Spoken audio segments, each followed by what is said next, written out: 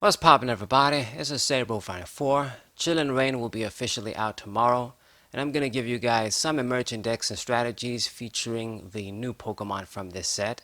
As I always say with these videos, this is a list of emerging decks, not necessarily the best decks from the set. Of course, some of them could end up being very good, but keep in mind this is just a list of ideas. Getting the obvious ones out of the way, the first deck you can build is one centered around Shadow Rider Calyrex VMAX. This is a fairly strong psychic Pokemon, and a lot of people think that it's going to be really hot. I can't blame them because it does have a very powerful ability and a very solid attack. While I do think Arceus Zacian will still end up laughing at everyone else on top, this is one of the stronger decks that you can build from this set. What this guy allows you to do is get some very nice energy acceleration through its ability, attach a psychic energy to one of your bench psychic Pokemon, and then you can draw 2 cards. Obviously synergizing with its maxed Geist attack, the more psychic energies you have on all of your Pokemon, the more damage you can do. Cresselia with Crescent Glow also comes in this set, very similar to Volcanion, letting you attach a bunch of psychic energies from your deck directly. And indeed, this deck will be very similar to fire decks with Reshiram, Charizard GX, Welder, and Volcanion.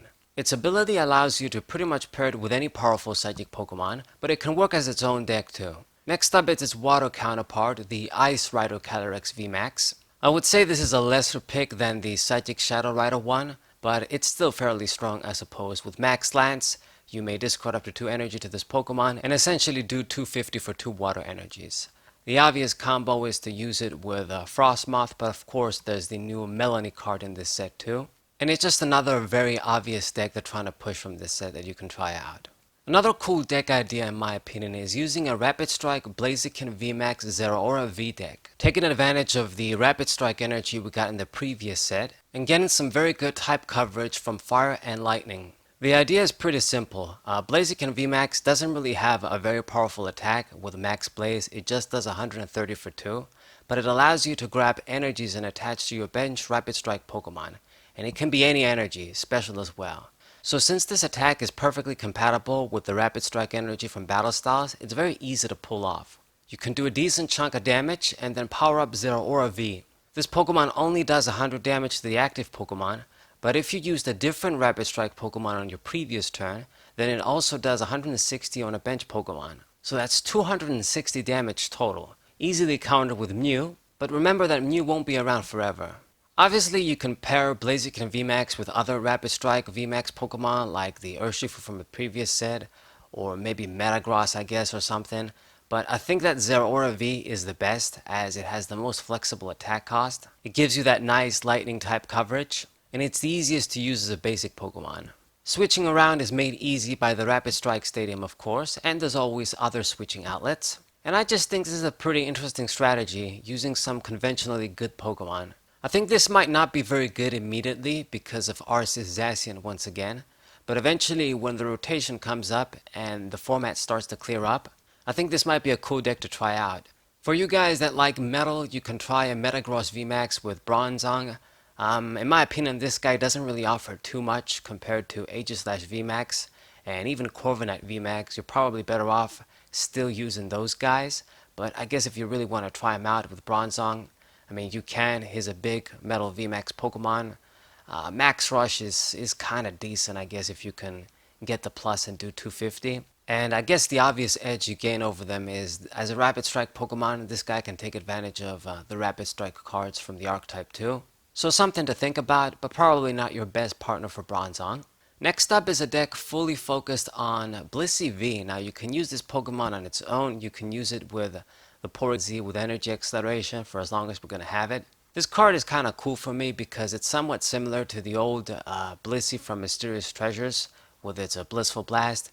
You do damage and then you can grab energy. The older one allowed you to grab an energy before you actually made the attack, if I remember right. This one is after you attack, but you can still grab a bunch of energies basically from the discard pile and attach it to Blissey every time you attack. So it's going to do 10 for 1 and then 30 more for each energy attached to this Pokemon. What makes this card strong, of course, is the fact that you can grab special energies as well from the discard pile. There's no limitation in that. And that it's a regular V Pokemon with the high 250 HP. It also doesn't have to worry about special conditions with its natural cure ability, which I guess is good. And because this Pokemon is very self-sufficient, you can build a deck around it and have a lot of disruption cards in. Slowly build up the damage on your opponent while you're playing disruption cards. Porygon Z is another way to build it as well if you want some immediate heavy damage, and I think it's a really cool card. I'm looking forward to it. Next deck is primarily an expanded option, a Sandaconda VMAX with Dusknoir.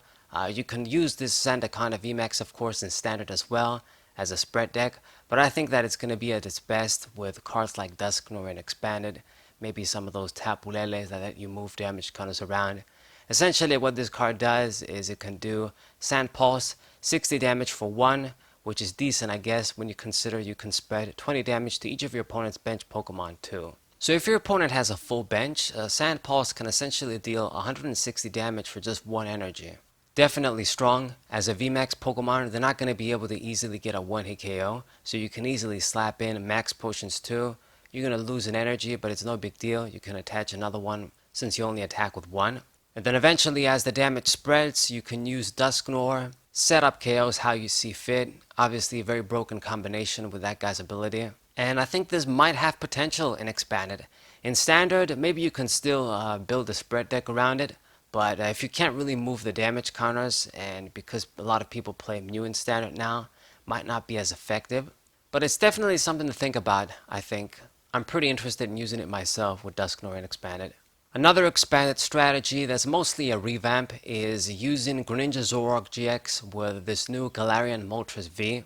I believe that with this card, those sort of Darkness Turbo decks might be making another comeback. With its Dire Flame Wings ability, this card essentially kind of replaces Darkrai GX. You don't have to dump that guy in the discard pile with Darkness Energies, you can just dump Darkness Energies now, put Galarian Moltres V down, and then you can grab a Darkness Energy every turn.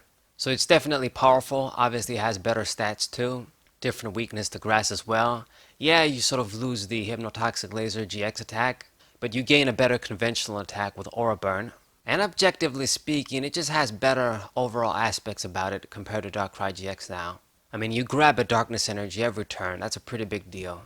You can use this in Dark Box decks, I don't know if those are going to be making a comeback, but you could use it. There's probably other ways that you can take advantage of this amazing ability too. But Greninja Zoroark is probably the most obvious and proven partner, I guess. Now we're going to move on to some regular Pokemon options, I guess. I'm only mentioning this just to mention it. It probably won't be good. But for old time's sake, I guess.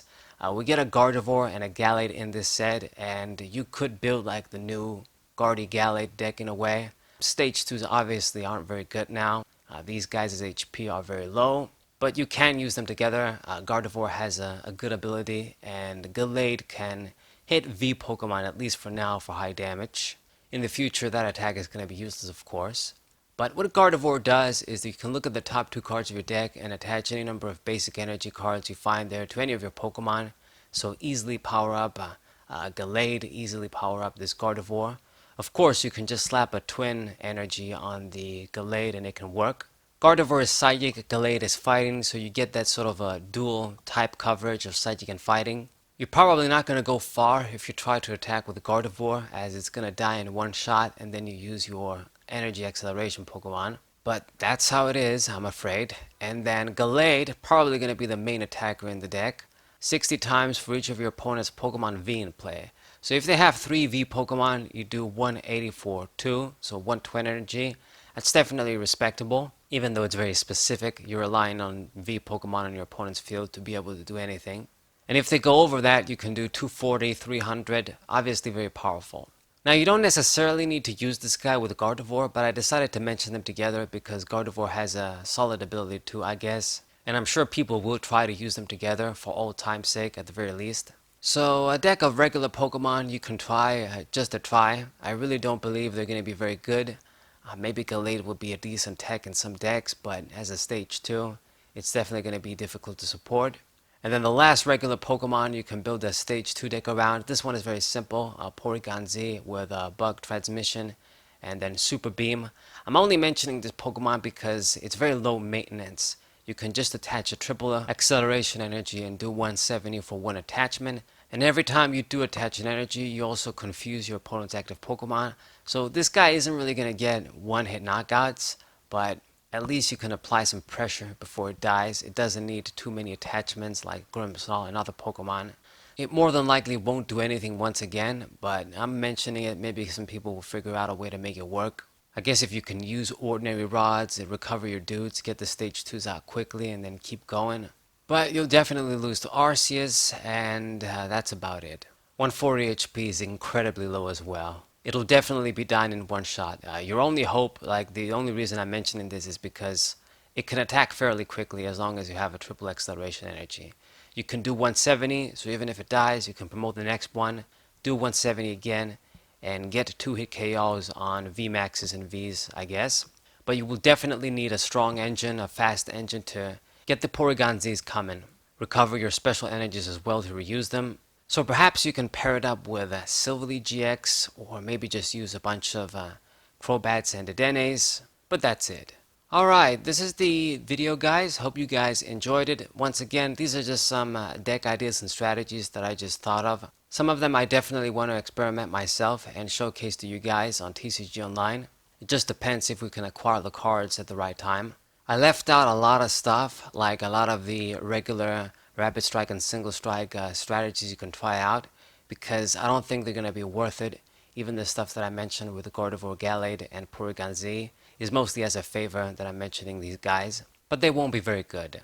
If you're serious about building competitive decks from this set, your best bet will probably be the Shadow Rider Calyrex VMAX deck. Maybe something with Metagross, Blaziken, and Blissey. Blissey might be very good too, once people figure out how to use it. And for expanded, I definitely deal Sandaconda. Hope you guys enjoyed this video. Subscribe to the channel, leave a like, and share this video with your friends. Thank you guys for watching, and I'll see you guys on the first deck profile from Chillin' Rain when we get the cards. Saber Fire 4, what's up?